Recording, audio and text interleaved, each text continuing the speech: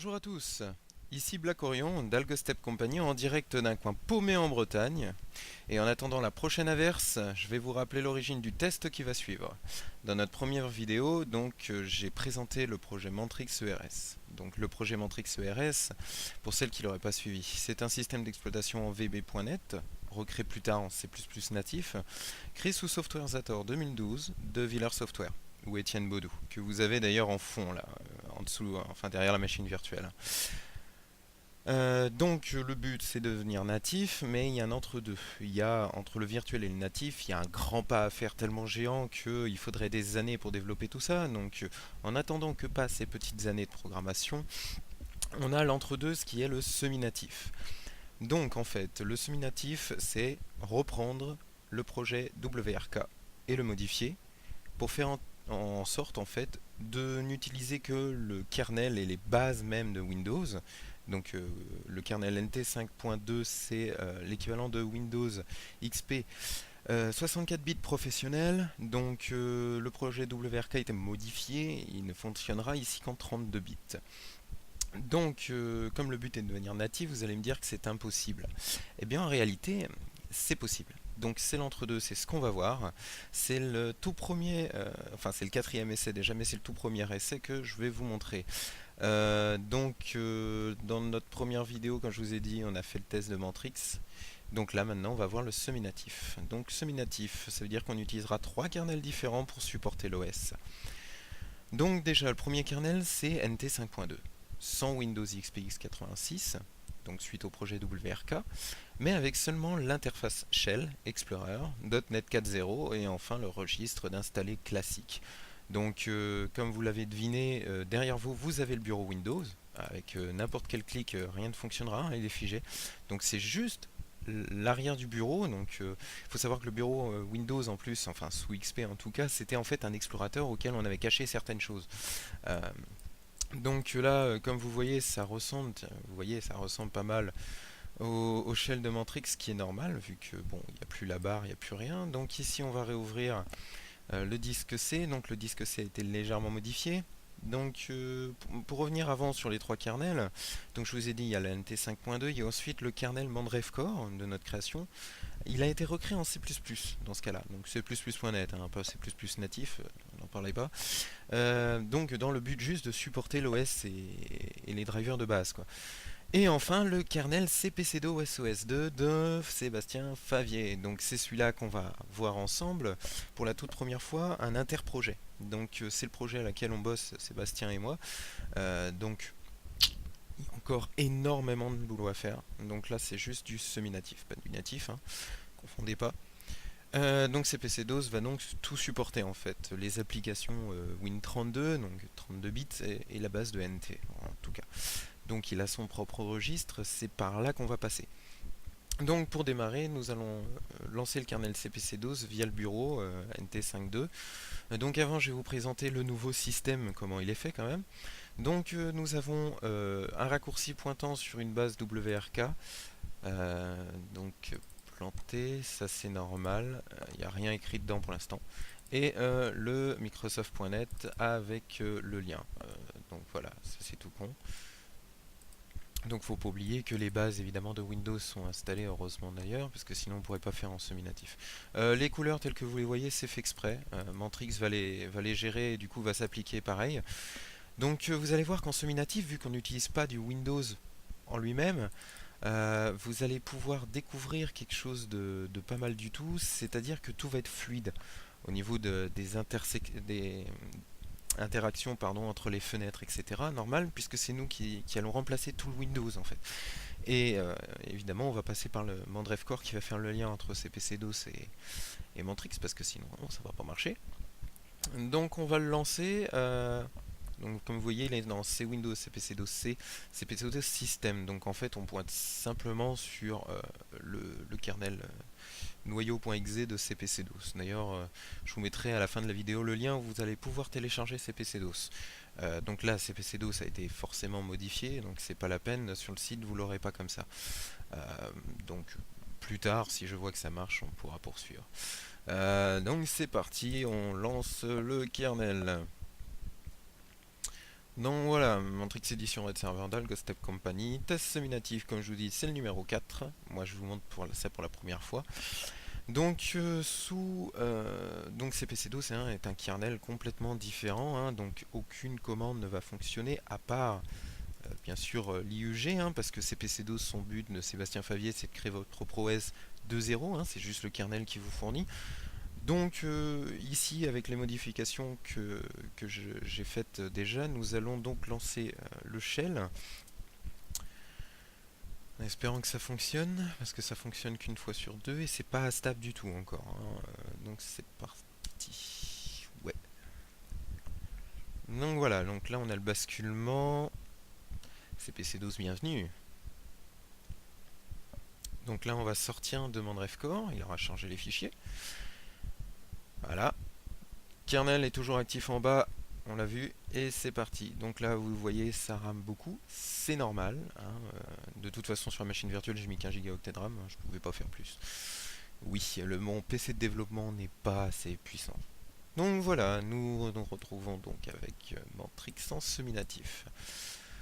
Donc on repasse évidemment par le shell de Windows, ça y a pas de souci. Alors, vous allez voir que déjà il va être un petit peu plus long. Oh là là là là. Donc voilà. Et là voilà, c'est ce que je vous disais. Donc je sais pas si sur la vidéo ça va être bien fluide pour vous. Mais ici je peux vous dire que niveau fluidité c'est miraculeux quoi. Normal parce qu'on a remplacé entièrement Windows. Donc Windows ne tourne plus, hein. Il y a juste son kernel. Donc forcément déjà ça va beaucoup plus vite. Ah, par contre, tel que vous voyez, en fait, à chaque fois qu'on essaye de changer d'écran, on a un petit délai d'attente. Alors ça, par contre, ça rame. Me demandez pas exactement pourquoi. Ça, c'est encore des erreurs qu'on doit, oula, qu'on doit réparer. Alors, je suis en train de le faire bugger là, c'est bien.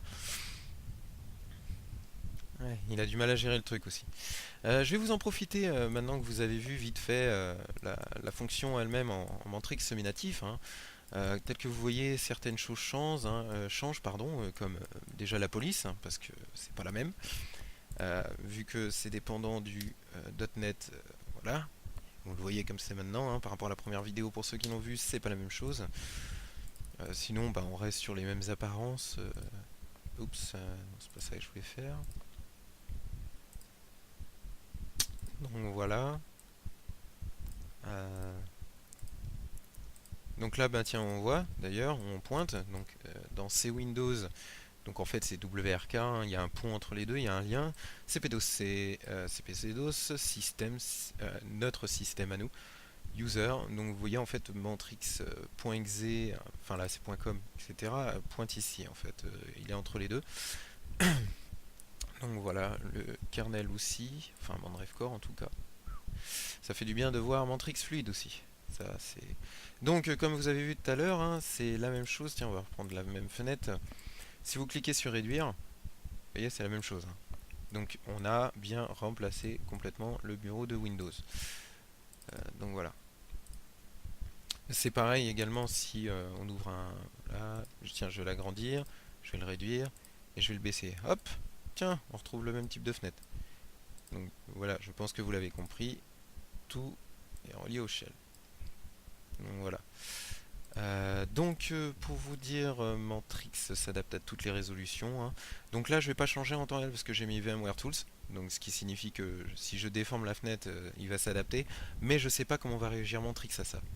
Donc je préfère même pas tester dans la vidéo au cas où il y a un problème. Ça serait pas très bien. Ah oui, tel que vous voyez aussi niveau interaction, comme je vous ai dit, c'est 10 fois plus rapide. Par rapport à la première vidéo, quand j'avais montré par exemple l'horloge là que je vous fais voir, toc, il mettait du temps à s'afficher. Là, comme il n'y a pas Windows, niveau rapidité, c'est juste phénoménal. Euh, donc voilà. Si, ben, tant qu'on y est, je vais pouvoir. Alors, par contre, je ne sais pas si. Parce que Internet est détecté, mais. Vu que normalement je suis en. Alors attendez, on va faire une petite modification. Hop, ma petite machine. Bridge. Hop. On va attendre quelques instants.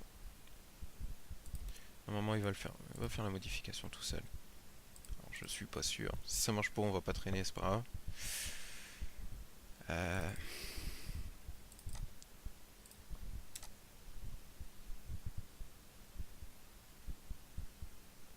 Bon, ok, c'est pas grave. Donc voilà. Qu'est-ce que je voulais dire, vous doute? Oui, alors, pour vous présenter la petite barre qu'on est en. Alors, c'est en cours de développement. Donc, elle n'y était pas dans l'autre. Donc, c'est normal que vous ne pouviez pas la voir, tout simplement, dans la première vidéo. Donc, on a commencé son développement. Tel que vous voyez là, c'est des icônes. Donc, qui sont vierges, par mal.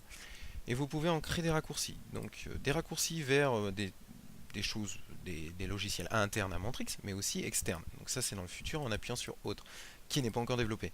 Par exemple, moi je veux l'éditeur de texte, ou non, tiens, le terminal. Hop, je fais créer. Il va me demander de choisir mon icône. J'ai décidé celui-là. Hop, c'est appliqué. Je clique dessus, ça s'ouvre. Et c'est tout simple.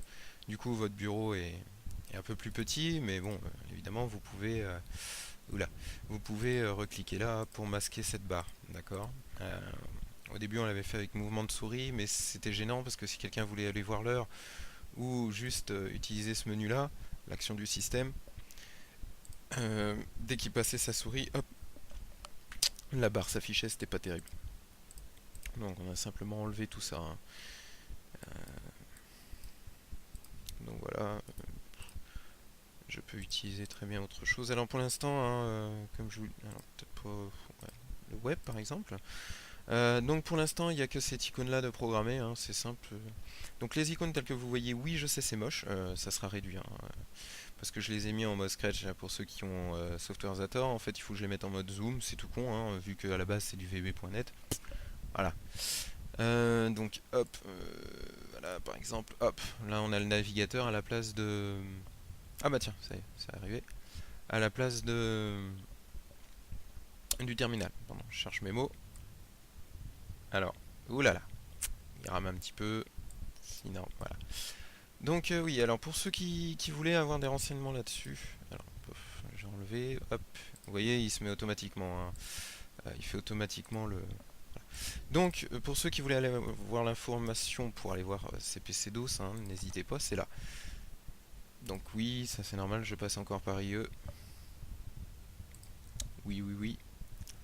Alors ça c'est le petit truc gênant avec IE, hein, c'est pour ça qu'il y en a plus grand monde qui l'utilise. Publicité, bonjour. Bon, c'est pas grave. Donc voilà. Qu'est-ce que je voulais dire? Bon, non, c'est tout. Allez hop. Donc là, je vous montre donc ces sites de Sébastien Favier. Donc vous pouvez les voir, hein. Donc lui, il bosse dessus depuis longtemps déjà. Donc vous pouvez le télécharger le kernel ici. Et là, vous avez son autre site. Des vidéos sont en ligne sur YouTube. Bref. Et voilà l'interface que vous pouvez créer en fait, parce que là, comme je vous ai dit, Matrix semi-natif, mais le kernel CPC-DOS, il faut peut-être que j'en parle aussi, mais en réalité, ça sert aussi à créer vos propres OS. Si vous n'avez pas envie de tout développer de A à Z, comme j'ai fait pour Matrix, ou pour d'autres, comme fan de One Piece 2 est en train de faire au niveau de son OS Droid, j'en ai parlé un tout petit peu dans la première vidéo. Donc vous voilà enfin un aperçu, hein, tant que vous le pouvez le voir. Donc en fait vous créez vous-même à la main avec son propre langage de programmation, c'est le CPC-DOS C+. Donc vous pouvez créer vos barres, vos textbox, etc. Euh, les trucs de base euh, sont en train d'être créés. Alors, je viens de faire planter Matrix.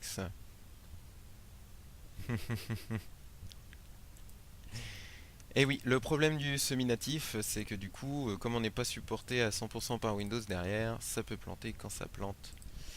C'est pas beau à voir.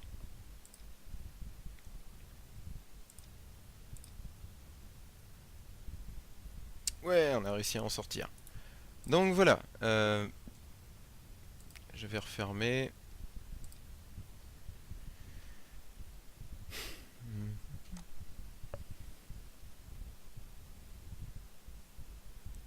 Voilà, ça c'est normal, hein. Je vous présente IE.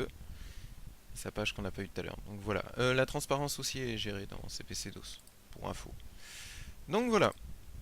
Et là, bah voilà, on rebascule sur le kernel, donc j'ai plus accès à ma souris. Vous voyez, CPC-DOS passe par le DPMI, donc qui gère le Win32. Voilà, tout simplement. CTRL-C pour sortir, et voilà. Donc voilà, j'espère que cette vidéo vous a plu. Moi en attendant, pour l'arrêter comme ça, je vais être obligé de passer par, heureusement qu'il est là, hein, le gestionnaire de tâches Windows, pour lui mettre un petit... Alors Explorer, forcément ça marchera pas ici. Pour lui mettre un petit shutdown et fermer la machine virtuelle. Donc voilà, n'hésitez pas à dire ce que vous pensez sur le forum de la petite version semi-native que je vous ai montré. Donc il y a énormément de boulot encore. Il faut dire que la semi-native elle sera jamais publiée simplement parce qu'on utilise le kernel donc NT 5.2 et des bases de Windows XP. Et que nous n'avons pas de licence de grande distribution. Donc comme c'est une licence personnelle, avec une clé personnelle, je ne vais pas pouvoir vous le fournir. Donc vous aurez que la version virtuelle. Mais c'était pour vous montrer à quoi ressemble un petit peu la vraie version, quoi. Enfin, la version semi-native qui fait l'entre-deux. Donc voilà, j'espère que ça vous a plu, et puis je vous dis à la prochaine. Salut à tous!